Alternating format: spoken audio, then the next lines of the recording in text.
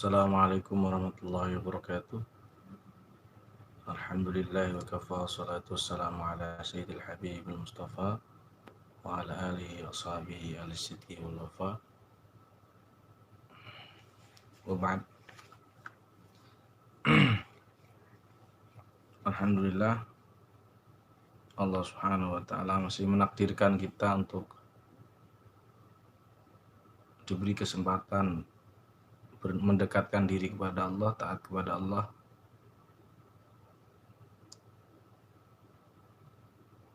Diberi kesempatan untuk bertobat kepada Allah Subhanahu wa taala.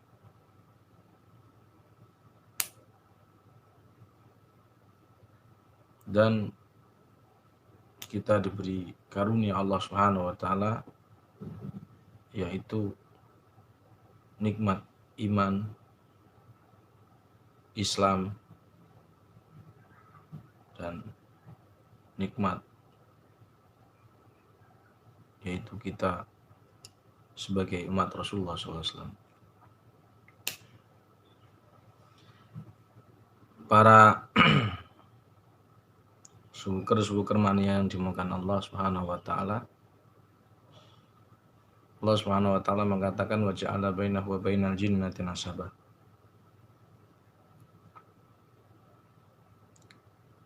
Dalam konteks pelepasan ilmu-ilmu atau yang bersifat gaib ya, itu kita sering menemui kasus yang agak lumayan. Kalau kita ruqyah itu biasanya frontal dan jarang yang tidak frontal.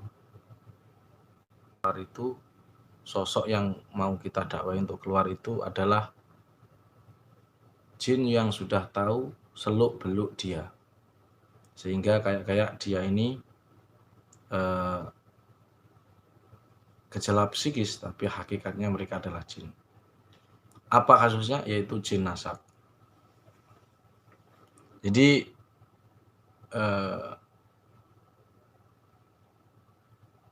sihir itu dalam konteks apa namanya?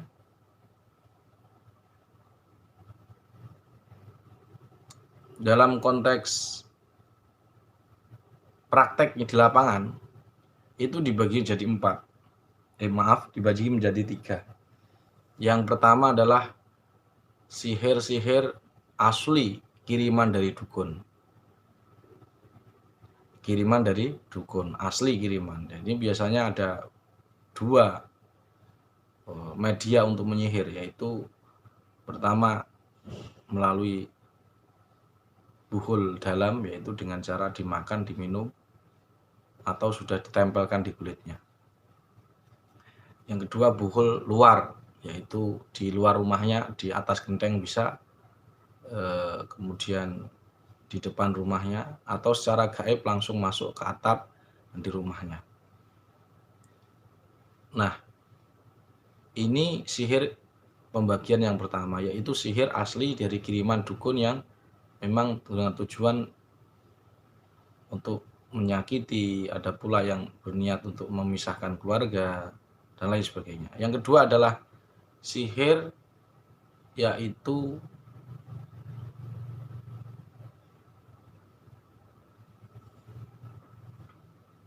merupakan senjata makan tuan. Artinya apa? Ada seseorang yang datang ke seorang kahin atau sahir, dia meminta sesuatu untuk pagar rumahnya. Maka ketika dia minta kepada dukun itu, otomatis nanti misalkan ya dukunnya memberi dia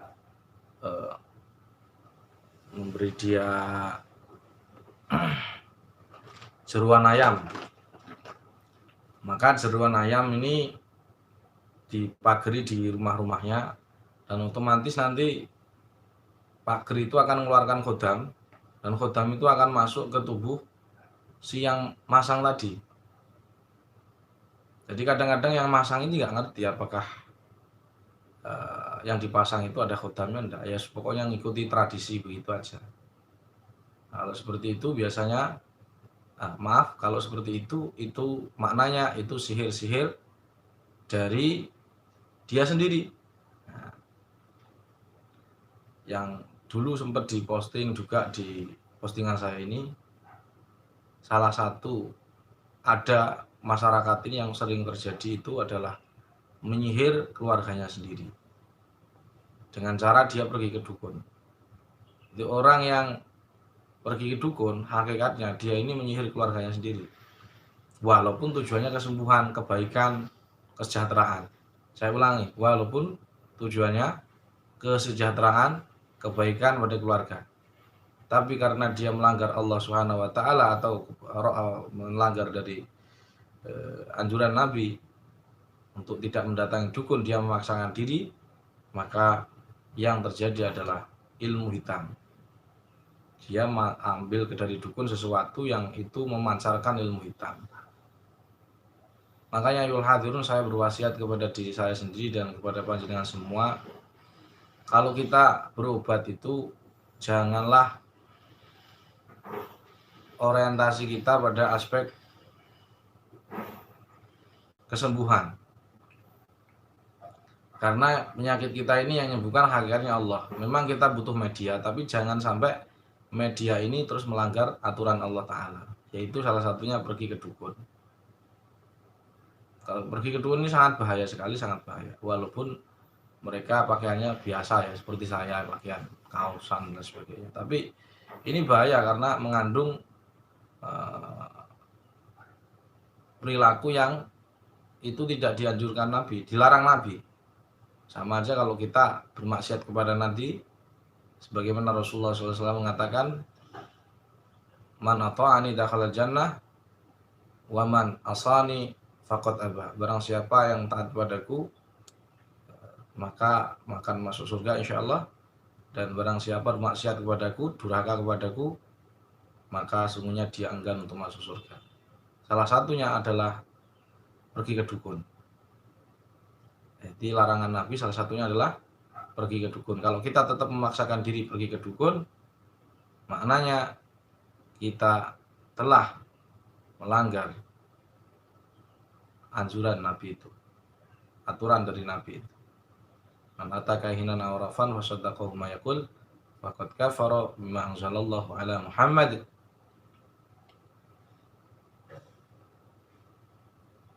Jadi pergi ke dukun itu bagian dari menyihir keluarganya sendiri.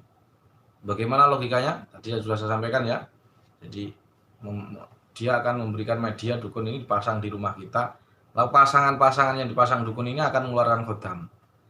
Nah, khodam itu ya kalau bahasa sekarang, kalau orang dulu ya ilmu lah. Maka saya berwasiat janganlah kepada saya diri sendiri, kepada saya sendiri dan kaum muslimin khususnya warga Nahdien, jangan pergi ke dukun. Kemudian yang kedua, kalau maghrib rumah cukup baca Rotibul Hadad, dzikir sakron, dawamkan dzikir yang sudah diajarkan para kiai-kiai, seperti, dan juga dianjurkan Nabi la ilaha illallah wa la syarikalah lahul mulku wa hamdu yuhyi wa yumitu wa huwa ala kulli syai'in qadir, sehari 100 kali. Itu sudah pager. Tidak perlu ke dukun pakai kamu bawa beras, gula, atau duit. Tidak perlu. Sudah kamu melanggar perintah Allah, juga dosa, kamu habis uangnya juga. Nanti menyesal di akhirat dan di dunia. Yang selanjutnya adalah kita akan bahas ya. Yang selanjutnya adalah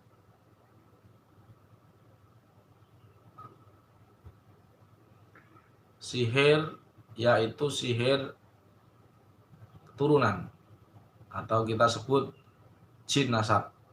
Ja'ala bainahu wa bainal jinnati nasaba. Nah, jin nasab ini adalah jin yang dari orang tua. Biasanya saja, tidak ada dalilnya memang. Biasanya saja jin nasab ini adalah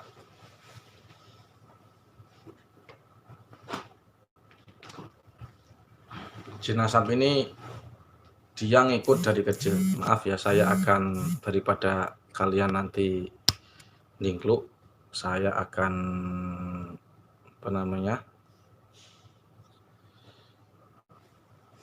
kameranya ini. Saya mohon maaf sekali. Sing mau dislike monggo silahkan, nggak apa-apa. Alhamdulillah. Yang mau dislike saya persilahkan.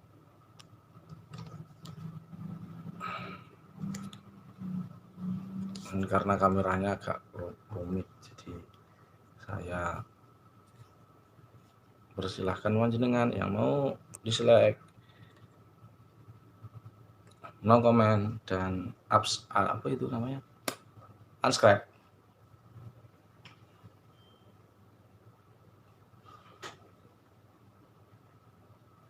Tim IT ini nggak ada karena oke. Gitu. Saya ulangi, bagi jenengan yang ingin unsubscribe, no comment, unlike monggo. Yang ketiga, sihir pembagian sihirnya adalah ini komennya kalau banyak-banyakan. Yang ketiga adalah sihir dari orang tua, artinya jin nasab. Jin nasab ini dia ini seperti orang psikis ya. Kalau kita tidak belajar tentang ilmu ruqyah ini, khawatirnya kita mengira itu psikis. Yang tepat adalah jin itu sudah dari kecil masuk, dan biasanya si jin ini akan dampingi orang-orang yang karakternya seperti kakeknya. Maka itu jin nasab. Bagaimana cara mendiagnosa itu jin kenapa saya katakan begini, maaf. Kenapa saya katakan itu masuk kategori? Karena kan gangguan gaib kan ada 3 nih. Ada ketempelan, ada sihir. Maaf, ini komennya kalau enggak di ini kan hilang.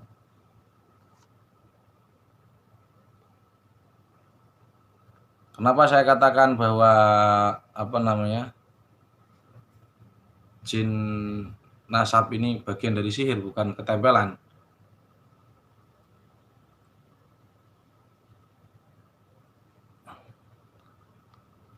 Gimana toh? Karena dia ini nanti ada buhulnya. Nah, beda dengan ketempelan. Ketempelan nggak ada buhulnya. Nggak ada medianya. Sedangkan kalau sihir itu ada medianya. Bagaimana cara mendiagnosa ini sihir jin turunan atau ketempelan jin yang suka sama dia? Nah, begini. Ini sebenarnya rahasia, tapi karena sampean sudah subscribe ya, jadi saya tunjukkan. Kalau jinnya nasab, itu biasanya pertama dia akan sakit di bagian tulang ekor. Dan dia sembunyi di sana. Yang kedua, jinnya adalah berupa macan atau jin-jin penjaga, bisa jadi anjing, tapi sedikit lah yang anjing. Jadi bentuknya macan. Jadi kalau kalian ngeruqyah kok jinnya macan, biasanya itu jin jaga. Jin untuk jaga dari orang tuanya, dari buyutnya. Dan jin ini akan suka nanya mengaku sebagai orang tuanya. Orang tuanya yang dulu, saya ini pardi dan sebagainya. Nanti setelah ini insya Allah saya akan share contoh jin nasab, video jin nasab. Sebenarnya kemarin saya mau janji untuk bukan janji ya, saya mau ngupload yang contoh jin nasab, cara mendiagnosa tempatnya di mana dan sebagainya. Cuman kemarin HP yang rekam itu ya maklum kita kan orang kampungan ya, jadi suwu desa ya, jadi yang rekam itu kameranya, memorinya hilang, jadi maaf penuh, jadi tidak bisa. Diagnosanya sekali lagi tulang ekor panas dan jinnya jenisnya macan. Nah kalau kalian menemui itu, pasan diruqyah kok jinnya macan, kalau khodam sihir dari orang jarang. Biasanya kan dia kolor hijau, kemudian buto hijau, banaspati, kuntilanak dan sebagainya. Tapi jarang yang macan. Kalau macan itu biasanya adalah jin-jin yang untuk penjaga.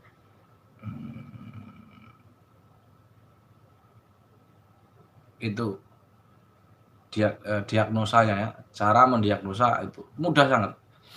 Jadi karena ini dan jadi cara diagnosa tulang ekor panas, jinnya jenis macan. Yang kedua, mesti ada buhulnya. Saya ulangi, mesti ada buhulnya. Bagaimana cara ngeceknya? Gampang. Jadi kalau kamu fokusmu mengeluarkan jin maksudnya macan itu, kesulitan kamu. Pertama, kenapa? Karena jinnya melekat sudah dari kecil, gitu loh. Dari kecil sudah melekat. Jadi dia nanti akan kesurupan yang juz'i. Kesurupan tapi sadar nggak bisa ngontrol. Pengennya marah mukul semua orang. Nah, ini dari kecil itu dia.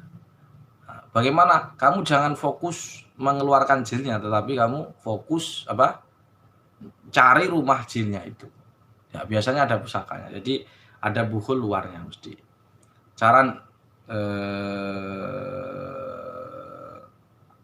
Sekarang bagaimana cara mengeluarkan jin nasab? Nah, maksudnya cara yang efektif untuk mengeluarkan jin nasab, caranya adalah supaya tuntas ya. Jadi kalau ada orang terkena jin nasab, jinnya macan dan frontal luar biasa, maka bagaimana solusinya? Solusinya ini tolong bisa ditulis ya. Pertama yaitu kamu harus dakwahi ke pasien atau ke marki bahwa sampah-sampah yang ada di tubuhnya harus dibuang. Apa itu sampahnya? Maksudnya sifat-sifat yang membuat setan itu masuk ke tubuhnya sehingga dia suka sama dia semenjak kecil. Apa itu? Ada 4: marah, sedih, takut, dan kosong pikiran. Dia harus tidak boleh melakukan itu. Nah, kalau dia tidak melakukan 4 itu, otomatis dia harus melakukan 4 hal lagi, yaitu 1, menjadi orang yang penyabar, 2, selalu bahagia, jangan sedih. Yang ketiga adalah pemberani, berani menghadapi risiko, berani menghadapi konsekuensi kehidupan kita. Yang keempat adalah dia harus selalu berzikir, karena kata Allah sendiri, wa may ya'shu an dzikrir rahmani nuqayyid lahu syaitanan fahuwa lahu qarin. Kalau manusia ini jarang zikir pada Allah, maka Allah biar setan jadi temannya, begitu.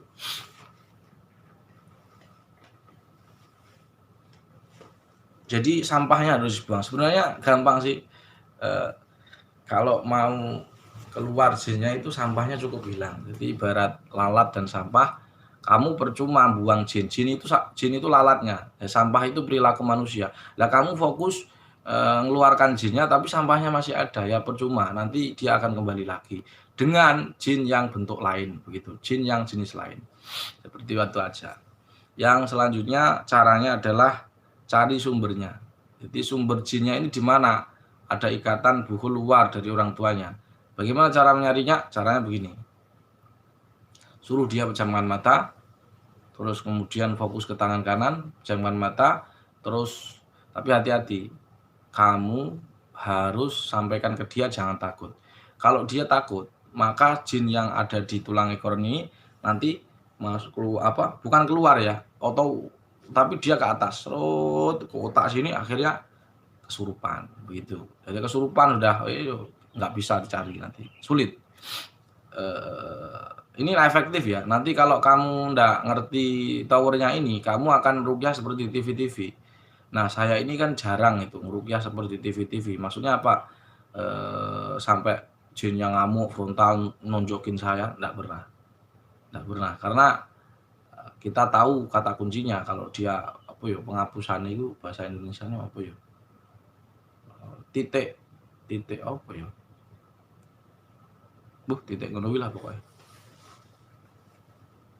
Penghapusane, ya, titik penghapusan. Tolong yang bisa komen terjemah aja titik penghapusan itu bahasa Indonesianya apa. Nah, sesudah ketemu, maka dia jin ini nanti akan biasanya takluk sama sampean. Takluk sama kamu, nah, baru kemudian jin itu akan mudah keluar. Bi'idznillah, tentunya bi'idznillah. Kita sekali ada yang bisa mengeluarkan jin. Allah yang mengeluarkan, Allah yang beri izin. Ya. Bagaimana caranya begini, saya ulangi. Tangan kanannya fokus, dia tidak boleh takut. Kemudian kamu dia suruh baca minta kepada Allah. Caranya doanya begini, ada 4 ya step itu. Berarti kan formatnya 4. Hamdalah, sholawat, doa ya. Misalkan begini, kalimatnya begini. Bismillahirrahmanirrahim. alhamdulillah rabbil alamin, Allahumma shalli ala sayyidina Muhammad wa ala ali sayyidina Muhammad. Ya Allah, jika memang saya hamba ini terkena gangguan jin nasab atau ada ilmu black magic dari orang-orang leluhur kami, ya Allah, hamba memohon ampun kepadamu. Ya Allah, hamba memohon kepadamu untuk menemukan media-media yang dijadikan tempat jin nasab, jin khodam orang tua ini, ya Allah, orang tua leluhur kami ini, ya Allah, tunjukkan tempatnya, ya Allah, tunjukkan tempatnya, ya Allah, amin. Innama, terus tutup Yasin terakhir, innama amruhu idza arada syai'an ayaqula lahu kun fayakun. Non mati ketemu fa dibaca ikhfa, jangan dibaca kun fayakun, gitu ya. Kun fayakun subhanalladzi biyadihi malakutu kulli syai'in wa ilaihi turja'un. Dah, nanti dia fokus ke tangan kanan, kamu bacakan gini. Dia baca Al-Falaq An-Nas ya. Atau nggak usah baca, pokoknya dia minta tunjukkan ya Allah. Terus kamu telapak tanganmu dia itu jangan kamu sentuh. Nanti ini kesurupan nanti. Dianya. Jadi jangan buat dia kesurupan, buat dia sadar dan nemukan tempatnya. Terus bacakan begini, saya ulangi, bacakan ini ya. Diam-diam saja ya. Wa anibuduni hadza siratum mustaqim. Dengar enggak? Wa anibuduni hadza siratum mustaqim. Jadi itu yang dibaca, tiupkan ke tangan, dia akan cari. Nanti dia akan mencari, kesedot tangannya di satu tempat. Nah, itu berarti ada dua kemungkinan, dia akan kesedot temennya yang dihitung. Jadi jin yang nasab ini kadang-kadang ada 3 ya, jenisnya macan atau panglima seperti itu. Ada yang sebagian kadang-kadang nunggu makam mbahnya dulu, di mbahnya kan meninggal misalkan si A nih, maka dia akan ke makamnya itu. Tapi kamu tidak fokus ke temennya. Jadi jinnya ini tidak mau menunjukkan tempatnya. Ada itu. Jadi jin itu tidak mau menunjukkan tempatnya, tapi dia menunjukkan temennya. Yang misalkan jaga makamnya mbahnya itu. Jadi dia menunjukkan itu. Nah, itu berarti nipu dia, si jin ini. Maksudnya bukan si jin ya. Arahan itu. Maka kamu tetap fokus ke anak itu, anak yang suruh megang tadi. Pokoknya fokus ke benda, jangan ke jin. Terus cari lagi di rumahmu, cari. Ya, terus bacakan lagi. Wa ni'buduni hadzal siratal mustaqim. Nanti akan sedot di satu tempat. Nah, itu berarti sumbernya. Nah, di sini sudah jelas ya, berarti kalau ada jin dari orang tua yang di tubuh kita, hendaknya kita mengeluarkan, bukan malah dikoleksi. Saya nyun sewu, saya bukan mau suudzon dan saya tidak nyebut teman orang ya. Di Pasuruan itu ada mama, itu juga jin turunan dari mbah. Yang ada di dada itu namanya, tidak saya sebut ya, pokoknya adalah perempuan, namanya Patekah. Ini karena dari beberapa diagnosa kita memang dia terindikasi pakai ilmu ya. Orang tua, kalau orang-orang dulu nyebutnya ilmu, tapi aslinya itu khodam. Bagi kita tak perlu dikoleksi. Nah, orang awam ya nurut aja, pokoknya dia bisa menyembuhkan orang, nyedot jin, dimakan dan sebagainya, ikut, yang penting waras gitu.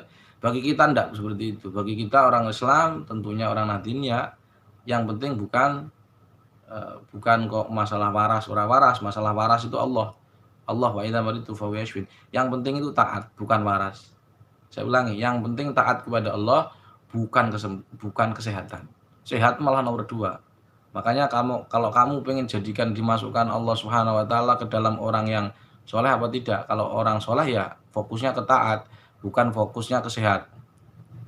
Nah, kalau orang awam ya fokusnya ke sehat. Pokoknya saya tidak masalah ini Gus, saya mau berobat yang penting sembuh. Nah, begitu.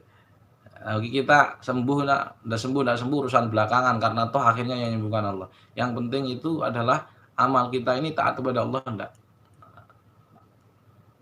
Dan insya Allah kalau berobat dengan Al-Quran, ya insya Allah itu wujud dari mengamalkan firman Allah, qul huwa lilladzina amanu hudan wa syifa. Kalau niatnya benar, kalau niatnya untuk nyari pasien atau niatnya untuk untuk kejadukan, maka tentu biqadri niyah ya, ama pahalamu seiring dengan niatmu. Itu kalau sudah ketemu bendanya bisa ada dua caranya ya. Bendanya dihancurkan atau direndam, dinetralisir.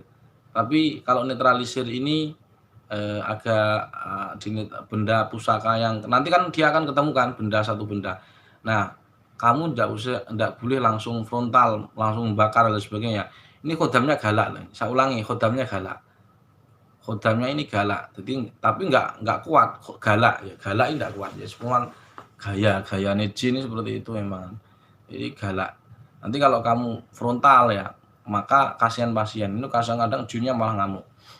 Maka caranya ada dua, bisa kalau kamu berani silakan dihancurkan, dan itu pun izin ya. Jangan dihancurkan pakai tangan, keliru. Nah, jangan dihancurkan pakai tangan. Nanti misalkan ya, ini ada keris ya, ini keris, tapi yang dimaksud keris khodam itu keris-keris yang pasaran itu, yang 5.000-an itu, yang tapi cuman sama dulu pakai dukun diberi perapelan supaya khodamnya masuk, terus ditumbali, jadilah dia sebuah pusaka untuk menjaga dia. Maka ini bukan keris warisan leluhur, ini keris-keris 5.000-an di pasar Kliwon itu banyak. Seperti itu. Jadi boleh dihancurkan, boleh. Kalau keris pusaka ya enggak, keris pusaka ampuh yang dulu ya enggak boleh. Itu kan budaya. Ada yoninya. Ini Mbak, ini yang 5.000-an. Oke, kalau sudah ketemu jangan dihancurkan pakai tangan. Kamu bisa hancurkan pakai sesuatu alat begini. Sebab kenapa enggak bisa?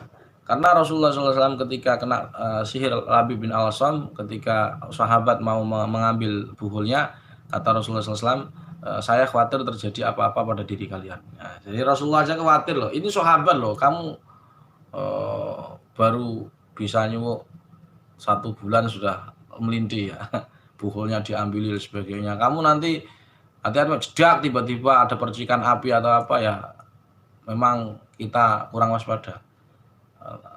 Itu ya. Atau kalau tidak dihancurkan, yang kedua bisa direndam ya, direndam di air yang sudah diasmai sampai satu hari full atau 3 hari, 1 hari, 3 hari atau seminggu. Itu insya Allah nanti diangkat lagi si khodam ini, insya Allah sudah tidak ada dan tidak tahu kemana. Yang jelas kita niatnya menetralisir dari hal yang buruk. Kalau pengen nggak dihancurkan. Kalau dihancurkan sekiranya polemik dan membawa kisruh ya, karena orang itu kadang-kadang masih kepercayaannya kuat, daripada seperti itu cukup dinetralisir. Seperti itu aja. Terus yang ingin saya sharing, kalau kamu ketemu jin macan seperti ini, ini macan ya, maka sekali lagi kamu tidak bisa langsung meruqyahnya, karena ini frontal, cukup disadarkan saja dulu. Ada sadarkan caranya gampang, caranya begini. Ini tanganmu, kamu bacakan ayat ini. Innahu min Sulaiman wa innahu bismillahirrahmanirrahim. Allah ta'ala alayya wa tuni muslimin. Terus di sini di jidat ini ya, kalau orang mata ketiga, plak begini. Terus dibasuh ke bawah. Ini. Aduh, miring lan kopiahku. Wis, jadi selek begitu, insya Allah dengan seperti itu dia akan sadar bi'inillah. Mudah-mudahan. Terus kamu fokusnya kemana? Fokusnya cari towernya. Itu kan jinnya ini ibaratnya HP, towernya masih di rumah atau di makam atau di mana. Nanti dia akan ketemu dengan ayat yang sudah saya sharekan tadi. Kemudian selanjutnya adalah larangan orang diruqyah untuk jin nasab ini, karena jinnya agak galak. Kamu jangan sekali-kali ngeruqyah dengan bacaan jahar ya. Kalau bacaan jahar, contoh ya, jinnya macan. Siapa kamu? Aku Turonggo Mangkurondo Limo misalkan. Jinnya itu bilang begitu. Maka kamu jangan ruqyah jahar. Bisa langsung baca Inna syajarataz zakum ta'amul asim kalmuhli yaghli fil butun kaghalyil hamim khuduhu fa'tiluhu ila sawa'il jahim. Kalau kamu baca jahar, maka khawatirnya jinnya kamu, malah kamu pegang tonjok jelong. Nah, itu malah memalukan ya. Tidak menyakitkan tapi memalukan. Tapi nggak tahu kalau kamu pengen coba-coba jahar monggo mawon.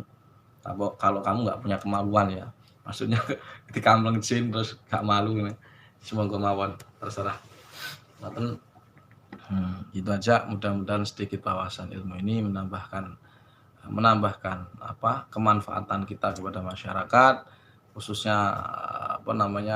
anggota JRA di tanah air, dan yang selanjutnya semoga kita niat untuk berdakwah kepada bangsa jin. Jadi jinnya itu jangan lupa diislamkan dulu, karena Rasulullah itu ursila ila saqalain, diutus 2 golongan termasuk jin, maka kita islamkan jinnya. Dan semoga dengan bertambahnya makhluk Allah, yaitu dari bangsa jin yang menyebut asma Allah, maka dakwah Islam menyebar di kalangan bangsa jin dan banyak orang yang taat kepada Allah Subhanahu wa taala. Dan itu sebagaimana firman Allah, ma khalaqtul jinna wal insa illa liya'budun, semua akhirnya menyembah kepada Allah, taat kepada Allah. Dan kelak di akhirat kita dikumpulkan dengan orang-orang saleh. Amin. Demikian. Subhanakallahumma wa bihamdika asyhadu an la ilaha illa anta astaghfiruka wa atubu ilaik. Hadanallahu wa iyyakum ila siratal mustaqim. Assalamualaikum warahmatullahi wabarakatuh.